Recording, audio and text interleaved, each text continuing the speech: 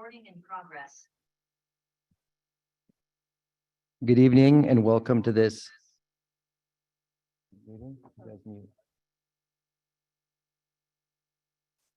Good evening and welcome to this special meeting of the Board of Trustees of the Sequoia Union High School District, Monday, December 19th, 2022. As this is a special meeting, we take comments only on items of the agenda. At this time, I will ask if we have any comments about any of the closed session items. To the chair, I do have 2 comment cards. Possibly 3. Okay, do we have any comments from attendees? Okay, is there anybody else wishing to comment about closed session items?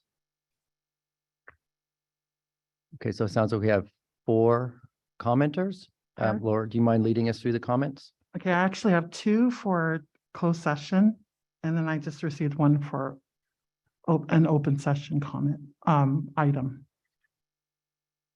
I read the agenda that you were only taking one and weren't taking comments on closed session. I'm happy to speak.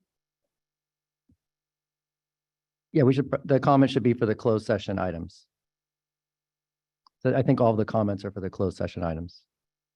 Yeah. So now we have now we have 5 comments for closed session items. Anybody else? We'll get the. Yep, so we have 3 in person and 2 on Zoom commenters. Are there any others? Okay, we have 5 public comments and we'll do 3 minutes for each. Okay. First up, I have Bonnie Hanson, Associate Superintendent of Ed Services.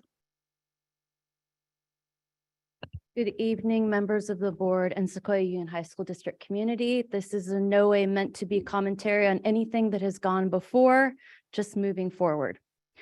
In just over 2.25 years, the Sequoia Union High School District has had 3 superintendents.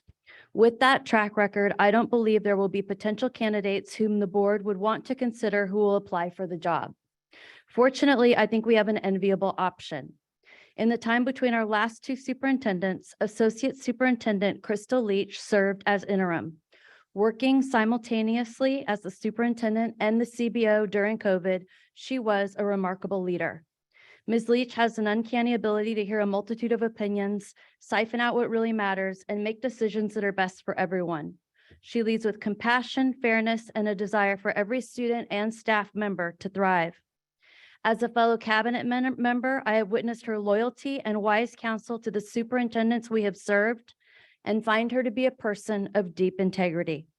She is willing to own tough decisions, and her ability to manage is second to none. Ms. Leach was integral in the creation of the district's why statement: to foster consistent excellence in student outcomes, not programs or tries, but outcomes across race, gender, home language, and socioeconomic status, creating healthy school communities where all members thrive. And I have seen how personal that is for her. I believe she is the most qualified person to bring that statement to fruition. Let's not allow for 5 months of uncertainty and risk the unknown when we have a proven entity in-house. Thank you. Thank you. Next, we have President of SDTA, Edith Salvatore.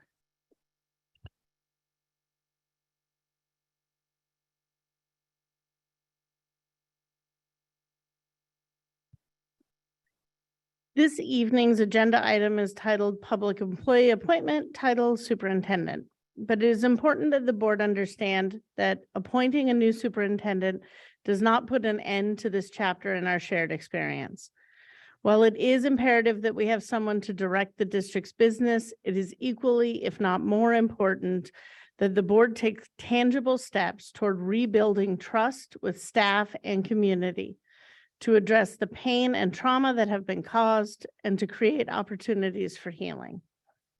The board must take responsibility for its role in this, lest new superintendent become the target of people's anguish and mistrust. The last time a Sequoia superintendent left mid-contract, and sadly, we are now a district where we have to specify which time we're referring to. Conditions among district's many stakeholders were at the most contentious they had been in my memory. At that time, the board turned to its relatively newly hired Associate Superintendent of Business Services, who served admirably in her dual role as interim superintendent and CBO, and who never received the appreciation that her seamless work shepherding us through the worst of the pandemic, distance learning, and community infighting deserved. She kept the district moving forward and did it miraculously in a way that made every group feel appreciated, listened to, and heard. Today, we face a similar situation, one with fractured trust between the board and stakeholders, and I have no doubt that she could do it again. But she should not be asked to be superintendent while doing more than the full-time job she already has. She should not be asked to be in charge while you engage a headhunter to beat the bushes for someone better. If you choose to offer her the position of superintendent, it should be because you trust in her abilities to lead our district fairly and responsibly, to listen to staff, students, and parents, and to do what is best for everyone. It should be because you know that she believes in and supports the work our members began before Dr. Williams was hired, work that Dr. Williams championed, and which we will continue to do now that she is gone. Based on the work I have done with Associate Superintendent Leach and the conversations we have had, I believe that to be the case. But you don't have to take my word for it. Ask the people who worked for her, the parents who met with her, the students who were here.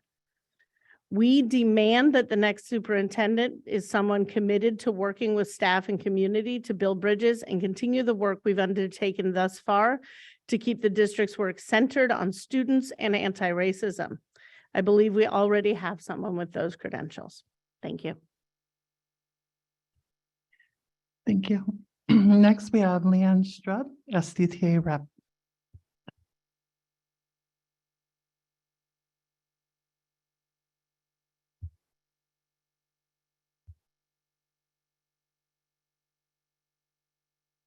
Thank you for allowing some time for public comment tonight as you decide on a process to select a new superintendent for the district.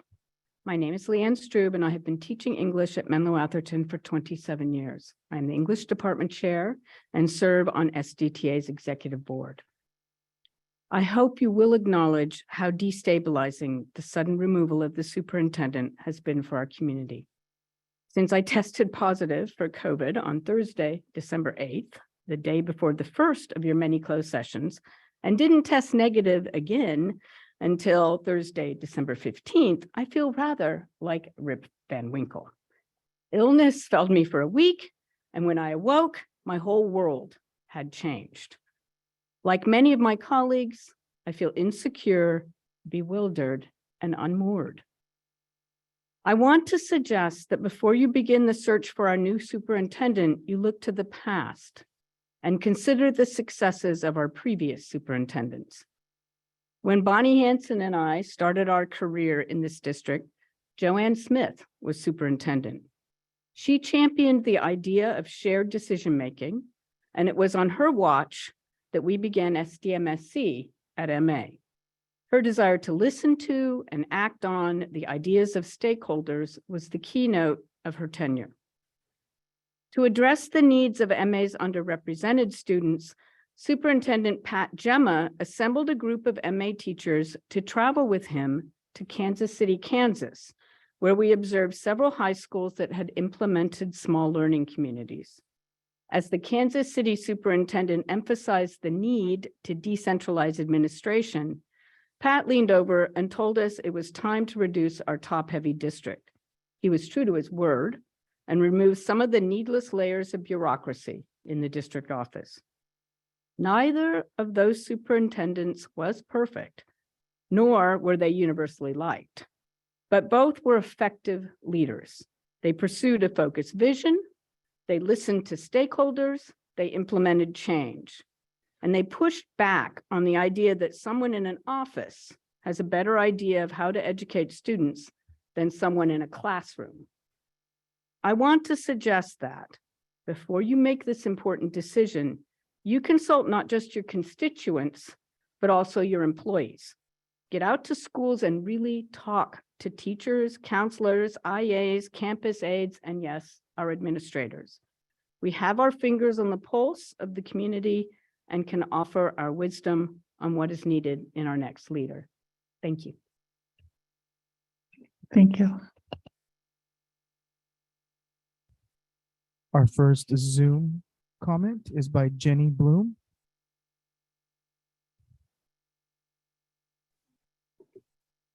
Hello, can you hear me today? Yes, ma'am. Hi, my name is Jenny Varghese Bloom. I am a resident of East Palo Alto and also board member of the Ravenswood City School District. I am here to speak on the superintendent search. I would like to be very clear again that our community is still reeling, like everybody said, about the decisions that this board has made in such extreme, quick fashion. Many of our community members are still hearing the news and do not even know that there is a superintendent search that will be happening or has happened or should happen. So I do believe that this board has a responsibility to engage all stakeholders, not just constituents, not just teachers, not just administrators, but also parents. And yes, we can say those are constituents, but if parents don't even know that that they don't have a superintendent right now, how can you make a decision on what is best for the students if they haven't even engaged in conversation on what their student needs? So I do believe that there needs to be a process that re-engages all of these communities as you make this decision, that this decision shouldn't just be somebody that is currently in the cabinet, but it should be somebody that the whole community knows, has had conversations with, understands that they will represent and continue the work of equity that was started. That's one of my main concerns, is how will you continue the work of equity? And I believe how you engage in this process will be a very clear statement of how you plan to do that. So to choose who your next leader is going to be for the long term, after just making a decision in the last 10 days and causing such upheaval, I believe would continue to create fractured relationships within our community. So I hope to continue to engage with this board, continue to engage in the way that you choose to find your next superintendent, so that we can talk about, again, what our community needs, what our community would like to see, and how we could continue the work of equity together to rebuild relationships and rebuild trust. Thank you. Thank you. Our final Zoom comment is Antonio Lopez.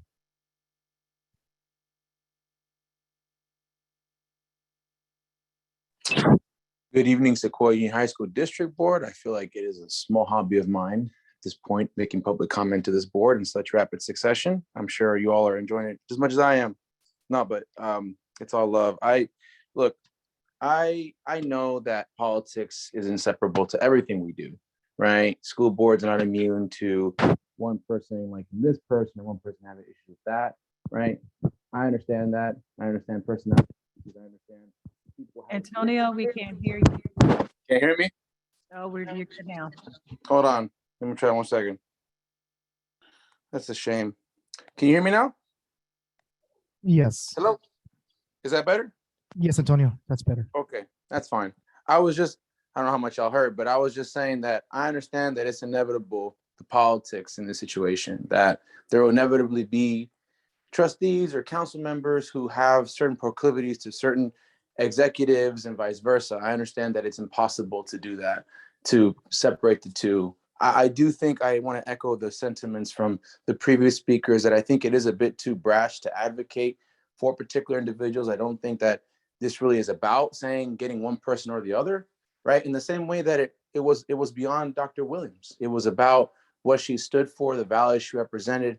And so I want to echo the sentiments expressed here tonight, that we really want to make sure that the community understands, for one, what's going on and how much work that we do in East Palo Alto. You know, I'm sure that Shanice and Jenny and I and others have said, you know, we have to do a lot of work to inform the community of what's going on, that there are communities of color and just communities in general in this district, they don't have the luxury of going to public comment 5 times a week, 6 times a week to figure out the different uh, decisions that are made. And so it really is a labor that we're doing out of love, out of struggle, but also out of trust. And it's a two-way street that you all in that position are making decisions that are going to reflect the richness and values of the students that you serve.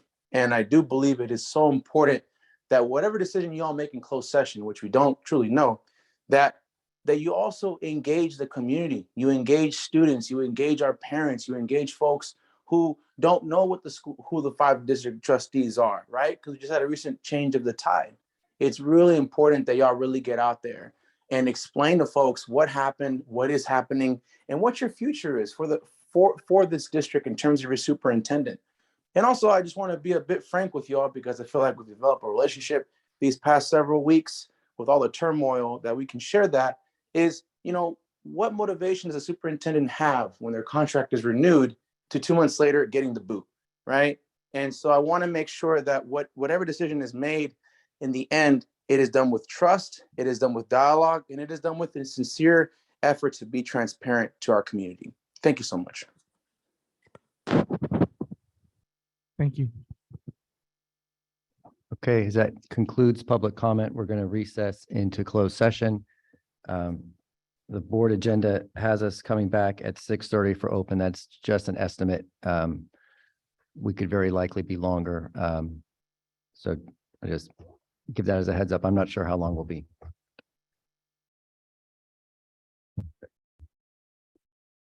Okay, board met in closed session and I have a report out from closed session. Oh, before that. Oh, you're right. Approval. My mistake. Roll call first. Student trustee Rodriguez Velasquez. Student trustee Swaminathan. Absent. Trustee Nori. Here. Trustee Koo. Here. Trustee Dubois. Here. Vice President Stevenson. Here. President Ginn. Here. A quorum is present. The next is approval of the agenda. I need a motion to approve the agenda. I move to approve the agenda. I second. Everybody in favor of passing the agenda? Aye. Okay, unanimously, the agenda is passed. Okay, now we get to the report out of closed session. Sorry, I was trying to jump the gun earlier. By unanimous vote in favor, the board decided the following. Dependent upon successful negotiation of an interim superintendent employment agreement and approval by the board in open session at the next regular board meeting, the board will offer Crystal Leach the position of district interim superintendent. Crystal is the acting superintendent effective immediately. The next item is item 7.1. Process for hiring a new superintendent. We have some public comment. Are there any public comment cards live or just on Zoom? They're just on Zoom for now. Okay, if everyone who's interested in making a comment could please raise their Zoom hand, we'll get a count, and then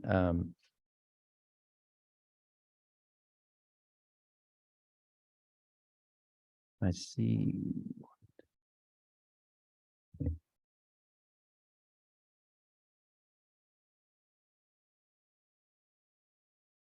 We've got 10. Shawnees, if you want to get those 10, let me know when you have them and we'll make sure that there are no more and then we'll set the time. Sure.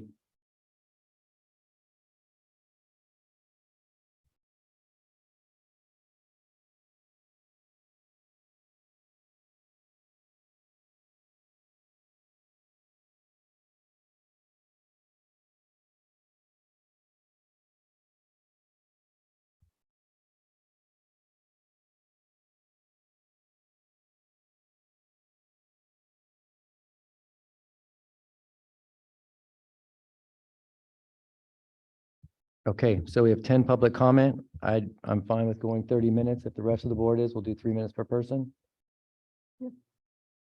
Gary, do you want? We have 10 people. So it's the standard 3 minutes.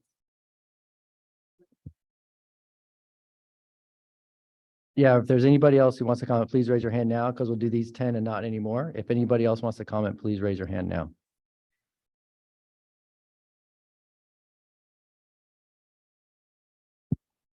I'm just wondering that some people may not know we're back and open and if we should give a little maybe check in.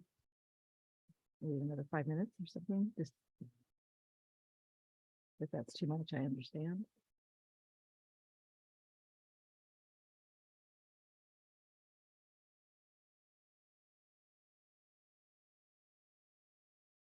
Yeah.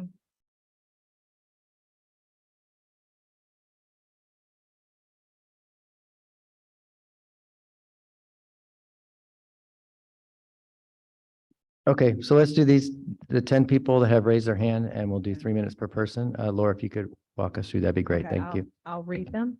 You want me to read them and you? Okay, you got it. Okay, cool beans. Thank you. Okay, first up, I see Rocha.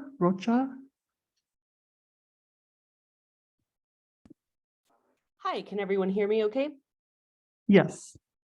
Thank you. I am ready when you are. My name is Karen Rocha, and I'm a teacher at Woodside High School. I have been in this district for 3 years. I cannot tell you the level of excitement I had when joining the district and finding the push towards equity. When I met Dr. Williams, I finally felt my experience as a Latinx person was listened to, heard, and respected. I am heartbroken that she has gone so abruptly without transparency. There was genuine grassroots advocacy with the push for an equity diversity committee, and Dr. Williams was ensuring these processes were being followed.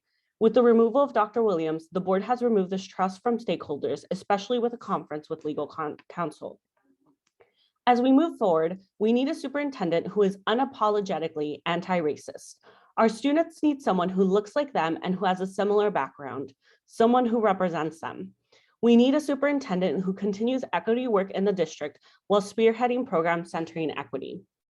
Dr. Williams held meetings at Woodside to meet with both classified and certificated to have conversations in the district. I want the board to have a conversation with the community about why a Black leader in this district is suddenly gone. Thank you. Thank you. Next is Carol Ann Coleman.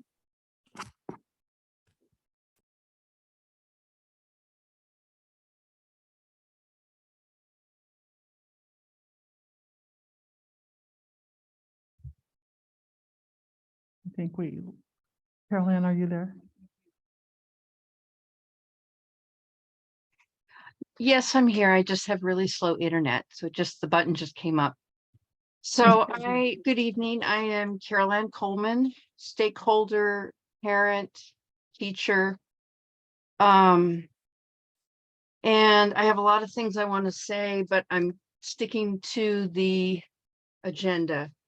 I first wanted to, though, refer to something that Shanice suggested, which I love, and that is to include the student trustees in the middle of the circle or in the middle of the paradigm that you guys have, because I think those are the voices that need to be heard, most importantly, because that's why we're here. So please pay attention to that.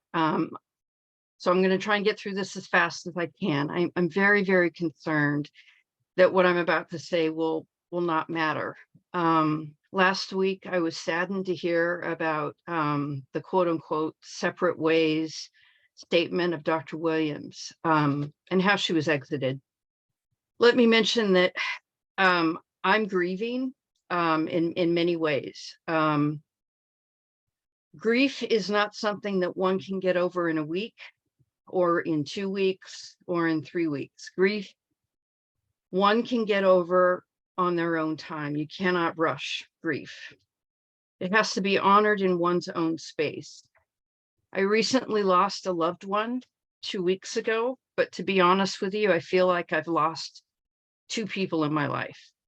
Dr. Williams felt like a family member to me.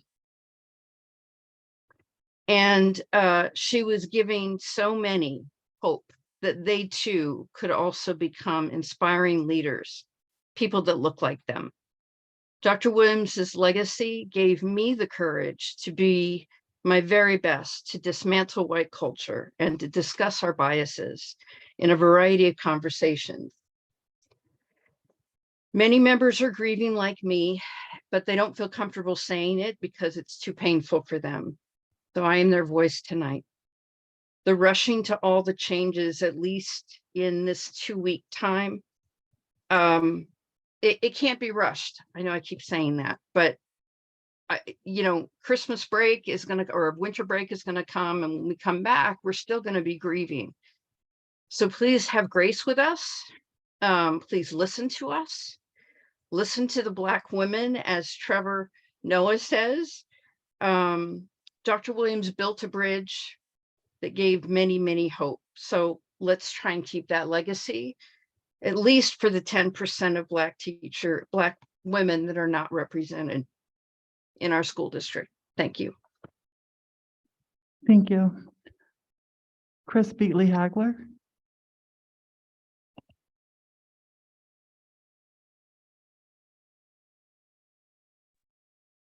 Hi there. Can you hear me? Yes, thank you. All right. Thanks. Well, yeah, let's see. I was just putting my kids to bed, so I appreciate y'all having me. Yeah, I'm really upset and concerned, confused, really not sure how to move forward, honestly feeling some betrayal. Over the past few years, there was a perception that our board was moving in an important direction, responding to public and popular pressure to work to implement anti-racist policies and make changes that center the needs of BIPOC students and staff. We thought there was a growing consensus that felt change needed to happen because it was clear that maintaining the status quo provides a significant advantage to white students and prioritizes the interests of white staff. But now the pushing out of Dr. Williams is a clear departure from this perceived movement. It seemed Dr. Williams came to the superintendent position with a mandate to begin a long overdue process of centering a commitment to equity. This meant she'd be leading a shift to allocate our district's vast resources and tools to address systemic inequalities. We even believed that this district was interested in pursuing a social justice agenda, where we would work to change a system that creates these inequitable outcomes, including lower graduation rates for English learners, higher suspension rates for Black boys and girls, or a disproportionate percentage of Latinx teachers with 3 or more classes to plan for. There's numerous examples my colleagues and I could list that exist in our education system in general and within SUHSD specifically. I think it's appropriate to read our district's LCAP goal number 2, or the second governance goal at this time, which states the district recognizes that equity is a behavior. We believe in meeting the needs of individual students. We commit to identify and design systems to allow all students to succeed by overcoming institutional and instructional practices that perpetuate inequalities in student outcomes.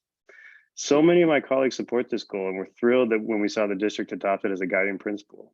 We are excited by the specific interventions that aligned with it, including supporting the Racial Affinity Group Fellowship, creating professional development opportunities that centered racial equity work. But now it's impossible not to have this feeling that what happened was Dr. Williams was that Dr. Williams was pushing for increased quantity, quality, and commitment to these programs from the board, and the members of this board told her that this did not align with their vision for the district.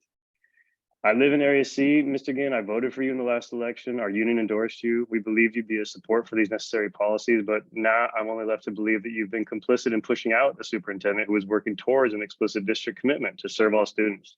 And this is not in line with serving our district students or representing your constituents.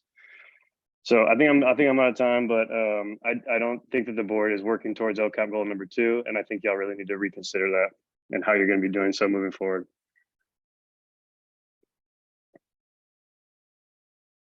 Thank you. Next up is Rachel Richards.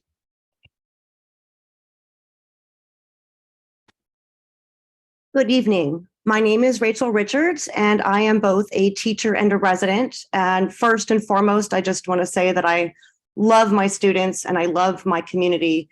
And that is why I feel compelled to speak tonight. I was actually on the fence about speaking tonight, but so much time was spent in closed session, 3.5 hours, in fact, when the time allotted was 1, that it got me to thinking. So I feel compelled to speak again tonight because of all of the disturbing secrecy with which the board has been acting. I am outraged that the new board members elected on a platform of transparency has had so many impromptu secret meetings. There has been no proper report accounting of what's happening in these meetings, which is a violation of the Brown Act. You have an obligation to report what's going on in these closed sessions to the community. I'm not sure what could possibly have taken 3.5 hours. The superintendent has already been dismissed. What is going to happen next? What is it you're trying to accomplish here? In addition, I would like to point out that you were supposed to be acting in the best interest of our community and our students. Where are your supporters? I have been to all of these public meetings and I haven't heard one supporter speaking in support of the board or these decisions that have been made. Finally, why are you using taxpayer money for outside legal counsel when one is already provided for by the board? These questions need to be answered. We have no idea what your goals are or what your plan for this district is. The secrecy by which you've been acting makes us think the worst. All we've seen you do in public session is eat cake. That is not how a public school system is run. If transparency and accountability are not your goals, it may be time for us to renew our options. Thank you. Thank you. Next, we have Eva Tang.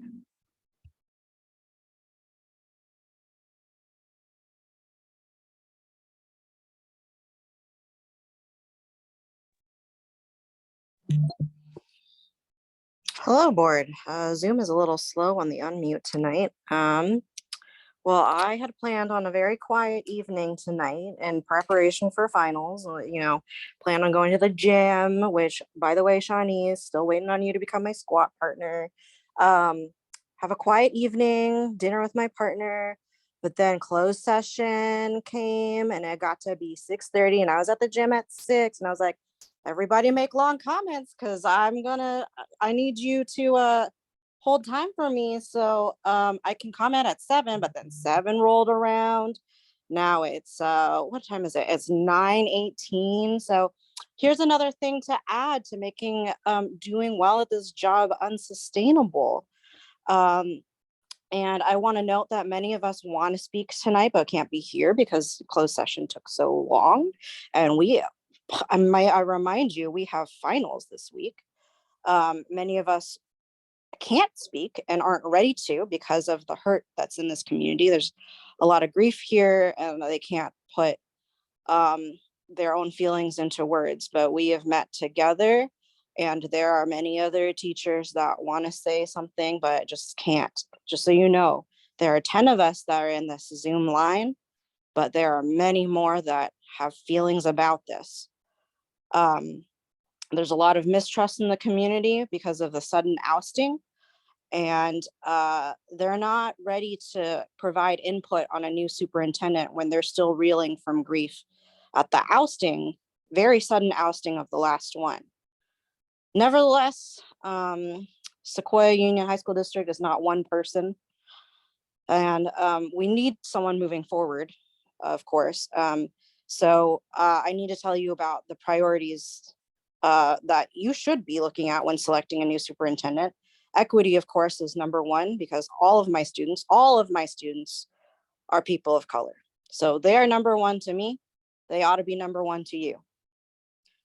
We definitely need wellness measures for students and staff beyond suggestions of holding a circle and holding hands and saying kumbaya around that circle. We definitely need wraparound services. They're very much key. We came back from distance learning without enough counselors to support everyone. Many more students are suffering and need evaluation and support for IEPs. I need someone who's going to ensure that my room is above the 61 degrees Fahrenheit. It has been this week. And we need a superintendent that's not just going to listen to us, but act on what they hear. We need a lot more. Well, first of all, we need a lot more talking from you guys because we have not heard anything from you. But we need more than just lip service as well. And we need somebody who's going to put action to what we need. Thank you. I'll yield my time.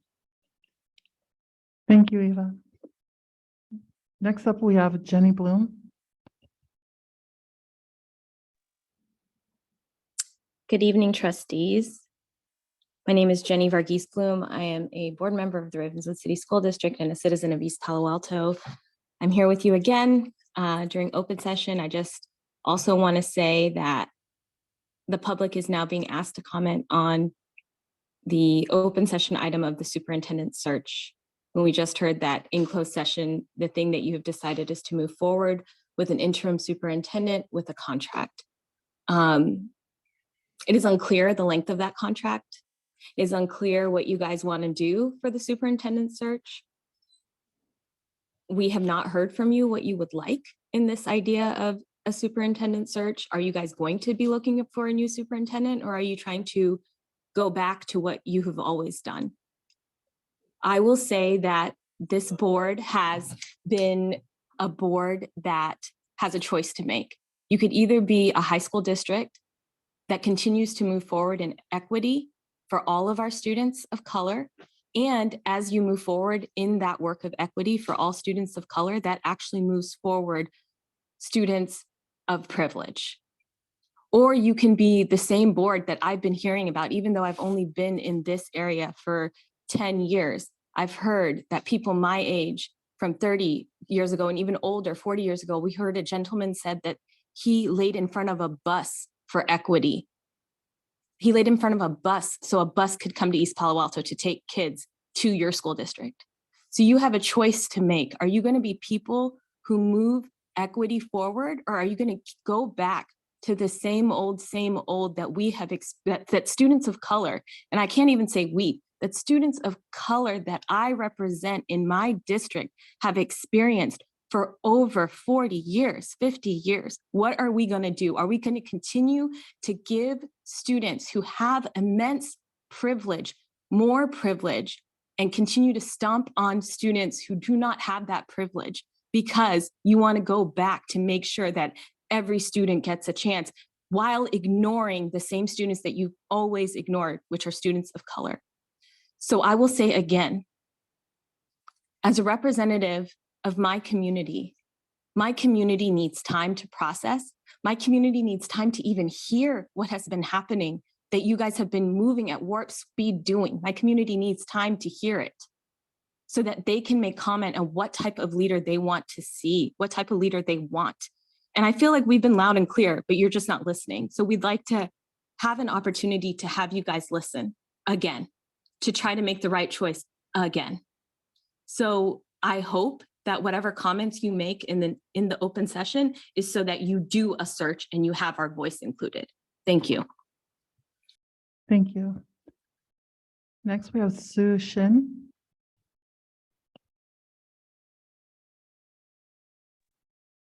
Okay. Hello, can you hear me okay? Yes. Okay, great. Hey, my name is Sue Shin.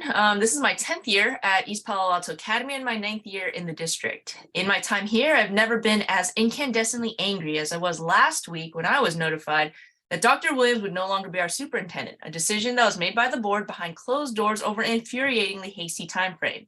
If you're asking what I am looking for in a superintendent, I'm asking you what your plan is to regain our trust and rebuild what you have shattered for our staff, our families, and our students. I echo the sentiments of many of my fellow teachers. As you've already heard, many of us are grieving the loss of an inspiring, powerful individual who is bringing about a much needed change and hope in our communities, particularly in school leaderships. Others are anxious, worried, and tired of the constant transitions that our district has experienced over the last few years.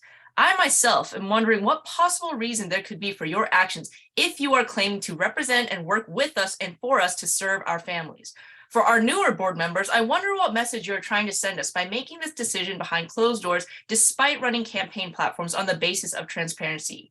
I want to make it abundantly clear that it will be impossible to move forward with you until you take the necessary steps to heal the damage you have caused, and that any actions that address anything but a reflection and understanding of your impact will be ineffectual and insulting at best.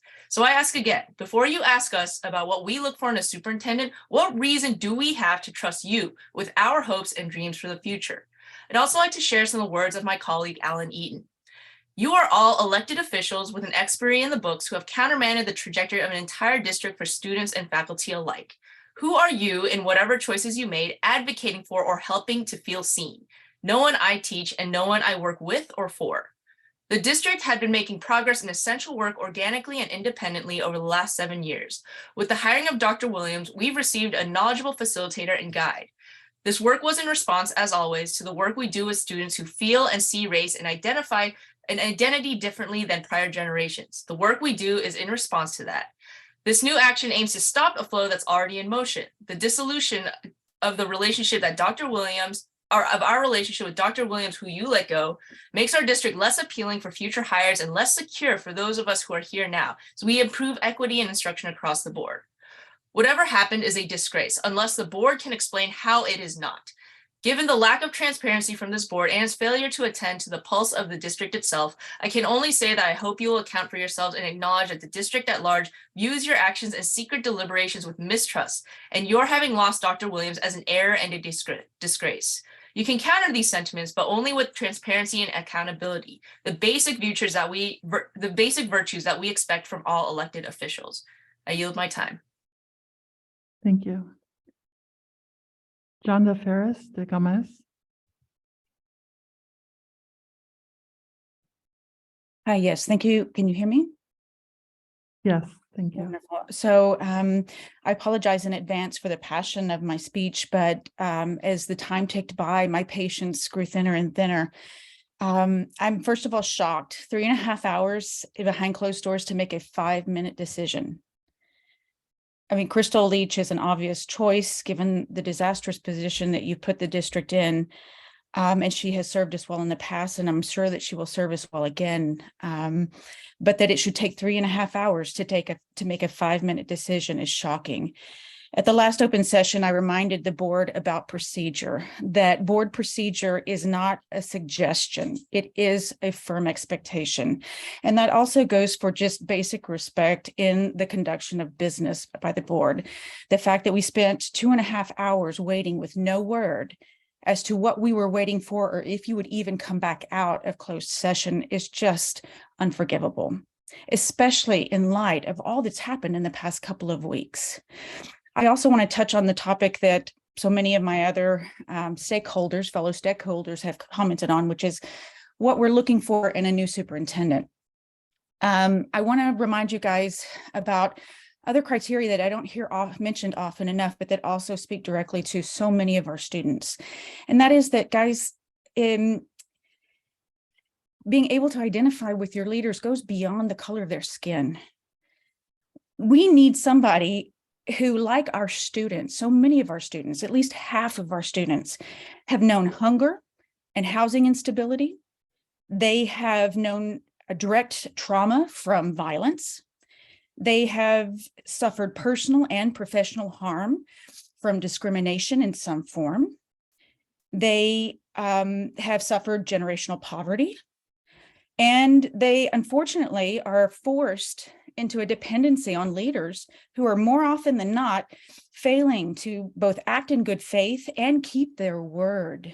Words that aren't forced in their mouths, such as our newest trustees, who made very different presentations of themselves in their campaigns compared to what their actions have been in these first 2 weeks on duty as members of this board. So I just want to remind you guys that this is not a game.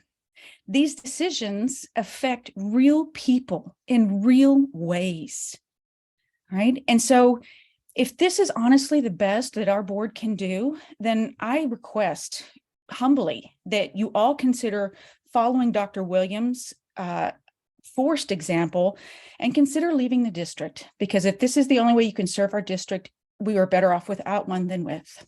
Thank you. Thank you. Jenny Ortez. Thank you for pronouncing my last name correctly. Good evening. I'm Jenny Ortez, Social Studies Chair at Woodside High School. I'm an Ethnic Studies teacher. I have worked with this district for 24 years, and I was a student at Taft Elementary, Kennedy Middle, and Menlo Atherton High School. I am a product of this district. I'm here to share a list of questions from my students and colleagues, suggestions on how to begin repairing the mistrust felt by many, and who I would like to see as a superintendent. Questions from students. Why won't the board share reasons why Dr. Williams has left the district? What can we do to persuade the board to share why Dr. Williams left? What can we do to have the board bring Dr. Williams back? Ms. Ortez, you're always asking us to provide evidence. Why won't the board do the same? This one hurt the most. Questions from colleagues.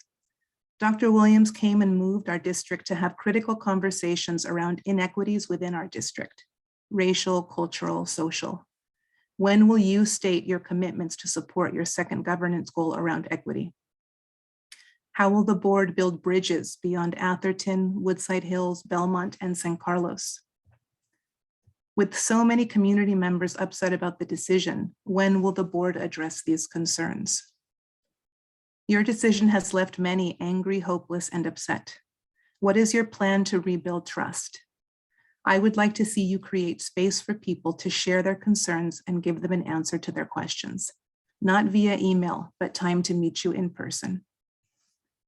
I also ask that you take the time to listen to different stakeholders across the district and what they would like to see in a superintendent. Recruit stakeholders. Ensure that you include students from different programs, such as newcomers, the academies, AVID, and leadership. Community members and parents from all neighborhoods, especially East Palo Alto and North Fair Oaks. Educators from across the district, administrators, certificated and classified. Who do I want as a superintendent? I want Dr. Williams back. I'd like to read a bit of Trevor Noah's quote, which has stayed with me. If you truly want to know what to do or how to do it, or maybe the best way or the most equitable way, talk to Black women. Because unlike everybody else, Black women can't afford to fuck around and find out. Thank you. Thank you. Abby Corman.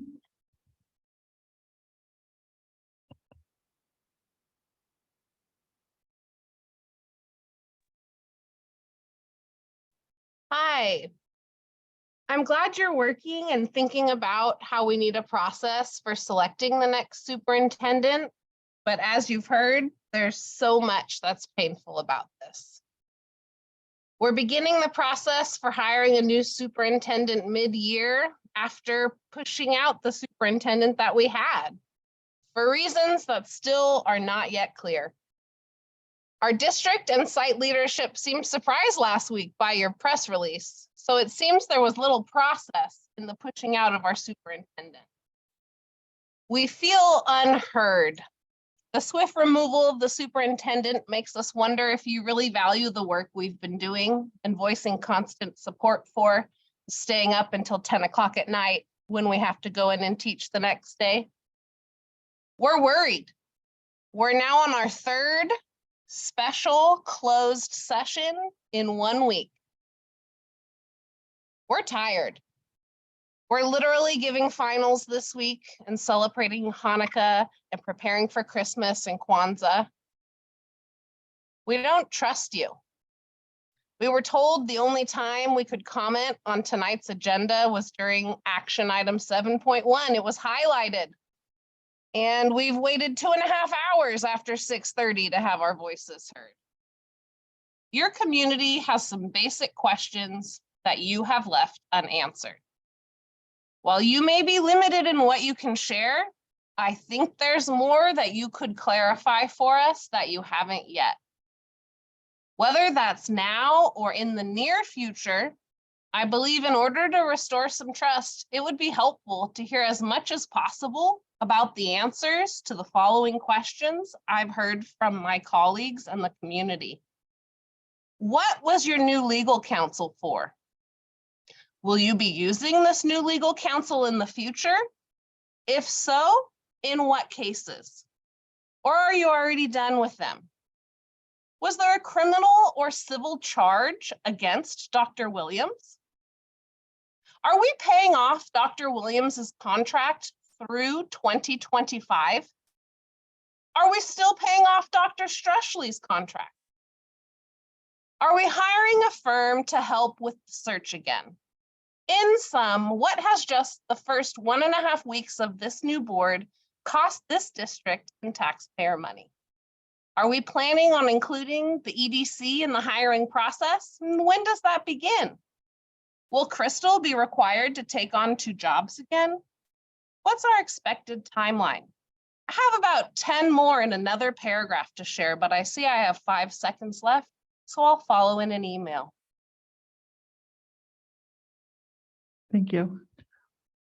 To the chair, we have two more hands after the, Okay, let's do those two. okay. Next, we have Glenda Ortez Galan.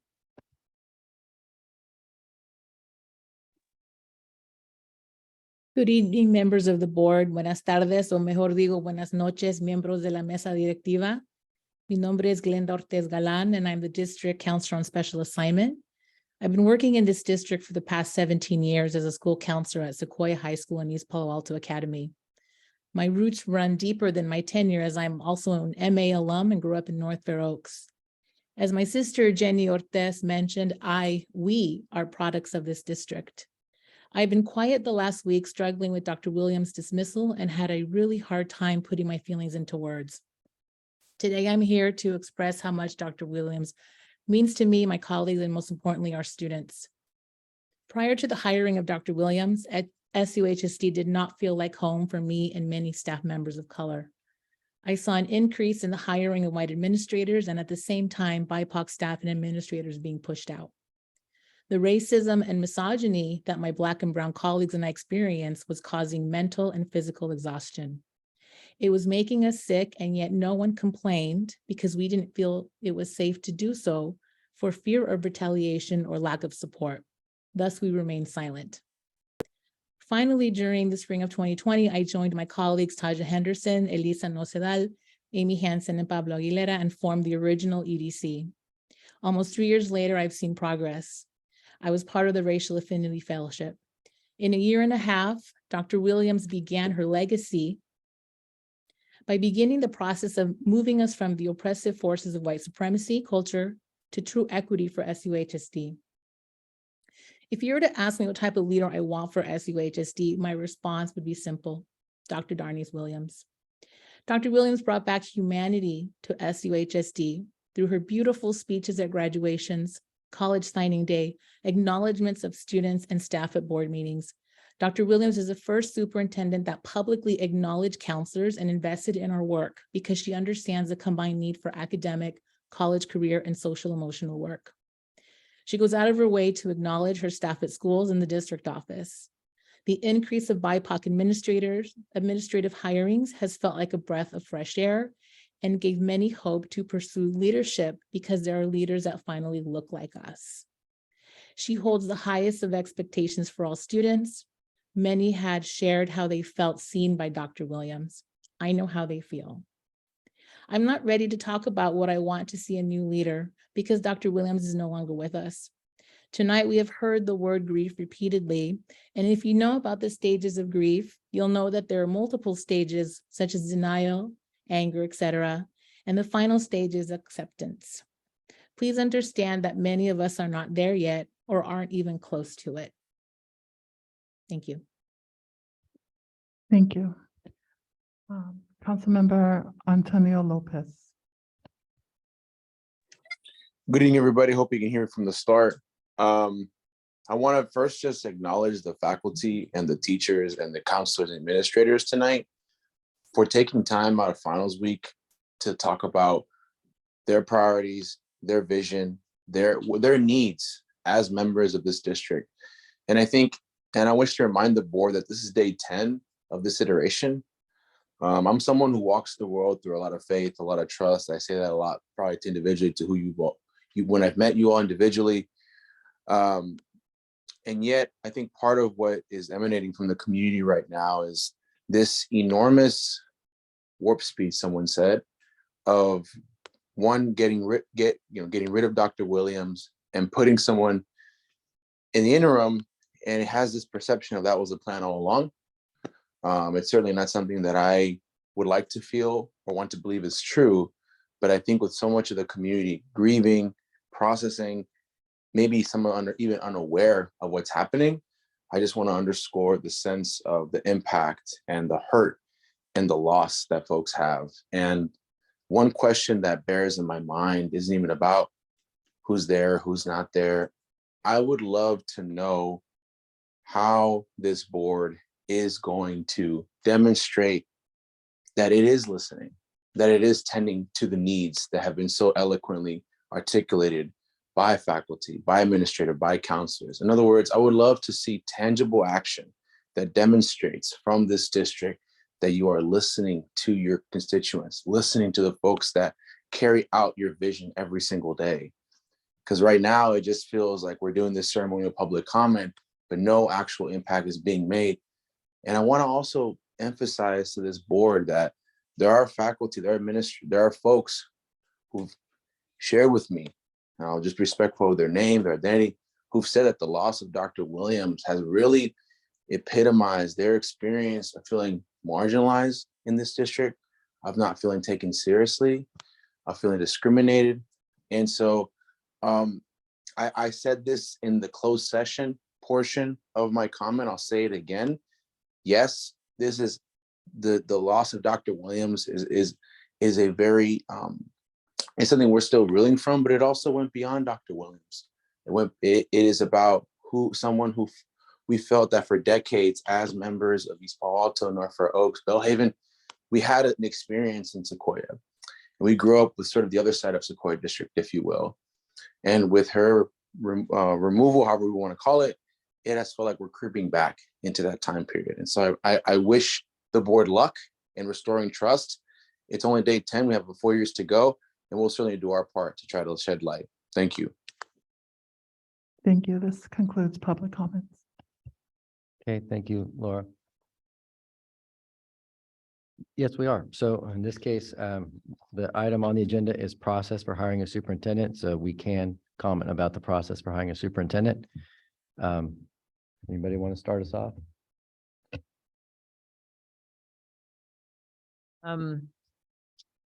Thank you all for our meeting. I know it was 2.5 hours.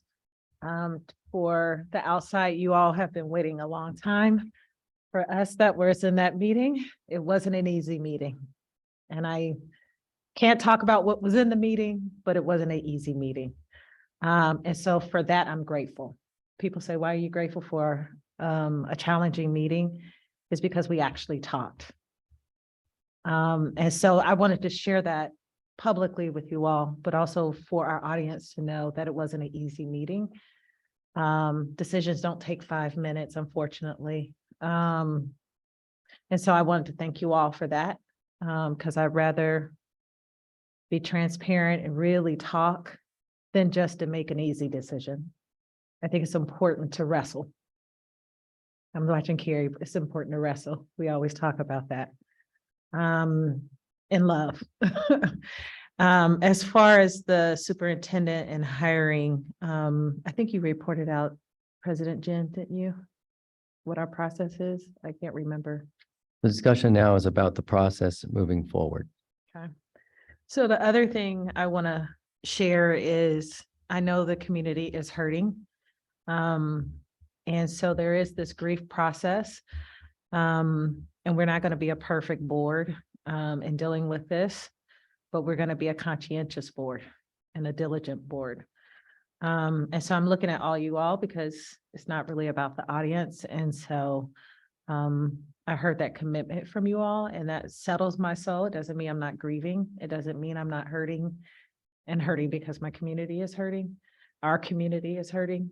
And so for that, I am grateful, even in this process. So I just wanted to speak to that.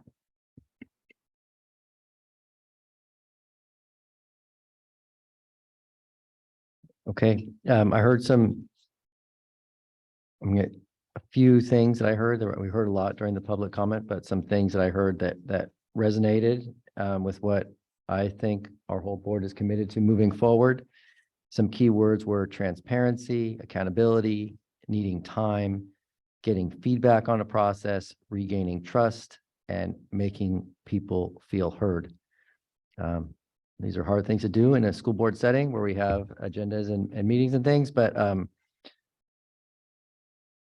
our plan is to schedule a study session sometime in the new year to consider all of the alternative methods for how a superintendent search might go, to get feedback from the community. We haven't discussed the full breadth of exactly how we will get that feedback, but to get feedback on a process that, as much as possible, helps us achieve as many of those call them goals as possible. Again, transparency and accountability, needing some time. So we wanted to schedule something, not right now, but schedule something a little later so people have time to process and to come. I assume January, but we haven't set a date. There's no date set yet, but we'll be communicating a date once we set one, getting feedback on the process, regaining trust, making people feel heard. So broadly, we're looking at scheduling a study session sometime in the new year to work on this process. And the process is for hiring a new superintendent. I don't know if any of my colleagues want to make any comments, but we heard a lot from the community. If anyone wants to respond to anything, otherwise, I guess I'll see if anybody has anything they want to say. I did want to say something in terms of the other thing I heard a lot about was improved communication to the public. And this district has the privilege of having a public information officer, which have not had the experience in the past of having that. And I think it makes sense that as we figure out what date that study session is going to be, that in parallel, we're coming up with a communications plan of how to make sure the community is aware of what's going on, has enough advance notice of when that study session is and what the process is going to be.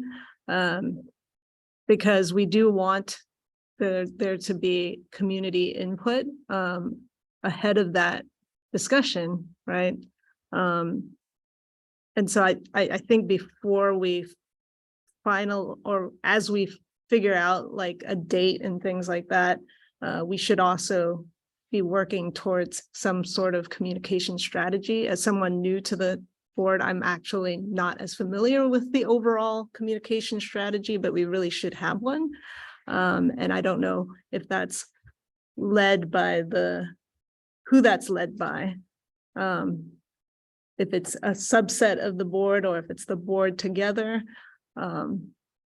Yeah. I wonder if we could, I'm glad you said that, because when I went to CSBA, one of the things around the two-way communication, the round strategy that one of the districts used in, I forgot what community, but it's on the peninsula. One of the ways they talked about using that strategy was also this, after your board meetings, when you report out, is that actually similar to what our board of supervisors do, we send out a blast saying what the actions, what came out of the meeting, not necessarily all the minutes and stuff like that, because we have to give you some time, but just the action steps. And that's sent out automatically. And I think during this time, especially I heard teachers and others folks say, they're putting kids to bed and they've been waiting. That's one way of like communicating back out. And I know we talked about this my first year when we talked about union negotiations and things of that sort, how we can send more information out when appropriate. So it might be something we want to direct our new interim superintendent to be able to send out an email with the talking points from today. Right. Excuse me, action steps.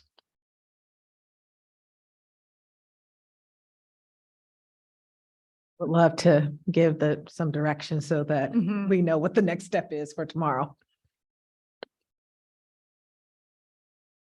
Yeah, and I really appreciate everyone staying on the line, waiting for us to come back into open session. I think that is some of the board norms that we need to discuss as well, to be respectful of the public's time. Is, we should be conscientious of how much time we're allocating to closed session. Is there a way of going back into open session and then going back into closed session? Obviously, it depends on the topic. But we should be really conscientious of people's time. So I go back around. Is there a point where we can give direction to the interim? I see us shaking our head, but I'm looking at our president to see if we can send something out tomorrow, even if it's not a whole letter, but just say we had our meeting yesterday. These are the 3 things we talked about. These are the action steps. Or what is it called? Like the outcome of those discussions. I mean, I can certainly talk with our public information officer Okay. and with our interim superintendent about communication strategy. I know there is a communication strategy, so I would want to talk with them about it before I make changes to it. Yeah, I think this part is not on there. But I think even if it's not part of the plan, I can send it you all to it, but our board of supervisors just sends out, what is it called, Carrie? They just say the action steps. Was this approved or not approved? Yay or nay? It's not the minutes yet. The minutes come later, but yeah, but this would just be a synopsis, basically.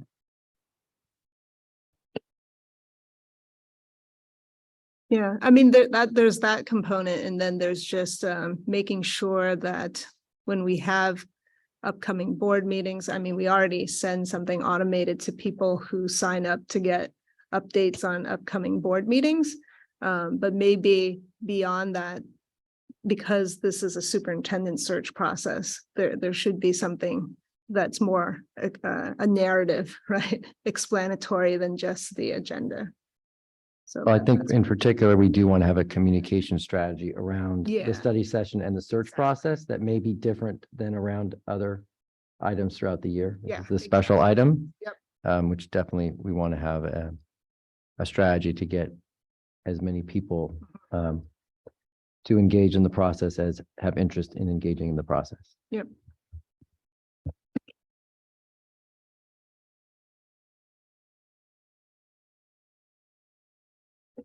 Okay, if there are no other comments, I have a motion to adjourn. If there are, feel free to make any other comments.